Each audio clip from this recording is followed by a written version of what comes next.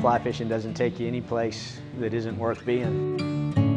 Morning in the mountains of North Georgia are a special time.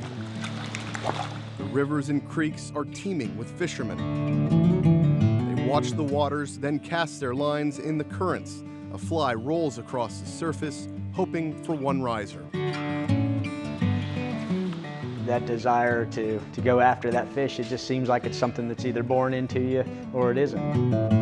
Bill Oyster is one of those fishermen. A Wyoming native, Oyster came to Georgia when he was just a kid and has now found a unique place among Georgia's anglers.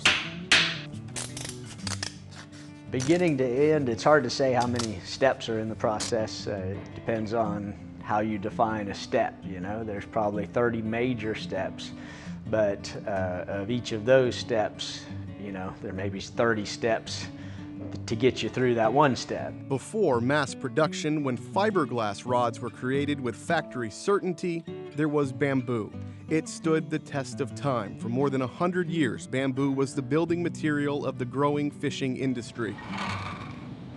After fiberglass nearly eradicated the old-time tradition of using bamboo to cast their lines, bamboo's undergone a rebirth with today's anglers. Yeah, bamboo is the original, it's the traditional way it was done. It's as an American fly fisher, this is our samurai sword. This is the tradition of the American fly fisher. Is we invented it, perfected it, and to a lot of people it's still the standard worldwide. From his workshop in Blue Ridge, Oyster brings that past alive.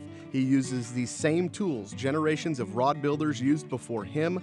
He crafts heirloom rods from a single split stalk of bamboo. But it's basically a week's worth of work to make the most basic fly rod, and that's full days. But all of our rods that we make have to be cosmetically perfect as well as structurally, or as close to perfect as you can get. The people don't want the mass productions of rods anymore, they want hand-carved bamboo. That's why for more than 15 years, Oyster Bamboos created rods for anglers worldwide. The rod won't help you reel in the catch you always wanted. Bamboo isn't even the secret to lure in a fish. It's more than that. It is everlasting, something that is handed down father to son. So whether you are the worst or best fisherman, what you cast into the currents will remind you of the past, no matter what you reel in. A lot of people just appreciate that traditional aspect of it. And you know, it's a wood-made thing versus a plastic thing, you know. So I think for a lot of people it's that traditional historic appeal. And they're also rods that are going to last for hundreds of years. You know, it's not a disposable tool.